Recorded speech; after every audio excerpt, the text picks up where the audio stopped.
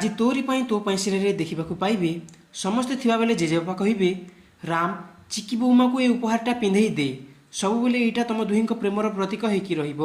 ତାପରେ ଜନ୍ମାଷ୍ଟମୀର ବିଧି ଆରମ୍ଭ ହେଇଯିବ। ଆଉ ସେଇଥିପାଇଁ ଚିକି ଆଉ ରାମ କୃଷ୍ଣ ରାଧା ବେଶରେ ସେଠାକୁ ଆସିବେ। ଏହା ଦେଖି ପଡ଼ୋଶୀ କହିବେ ସତରେ ଏ ଦୁହିଁଙ୍କ ଯୋଡ଼ି ରାଧାକୃଷ୍ଣ ପରି। ସତରେ କାମିନୀ ଦେବୀ ତମେ ବହୁତ ଭାଗ୍ୟବାନ। ଏହାଙ୍କୁ ଦେଖିଲେ କହିବିନି ଏ ଜାନକୀର ଛାଇ ନୁହଁ।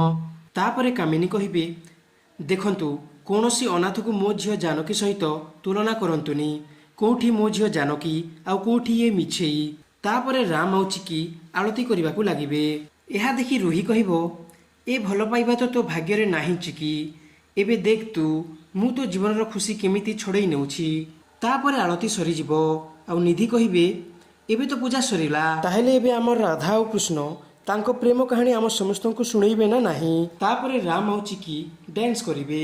ତାପରେ ସୁଗନ୍ଧା କହିବେ ଭଗବାନ କୃଷ୍ଣ ଆଉ ମାତା ରାଧା ଏ ସଂସାରକୁ ପ୍ରେମ ଶିଖାଇଥିଲେ। ସେମାନଙ୍କ ପ୍ରେମ ଯେମିତି ଅମର ରହିଛି ତାଙ୍କ ଆଶୀର୍ବାଦରୁ ତମ ଦୁହିଁଙ୍କ ପ୍ରେମ ବି ନୂଆ ଇତିହାସ ଲେଖିବ। ଆଉ ମୁଁ ଏତିକି ଚାହୁଁଛି ତମେ ଦୁହେଁ ବି ସବୁବେଳେ ଏମିତି ପ୍ରେମରେ ବାନ୍ଧି ହେଇ ରୁହ।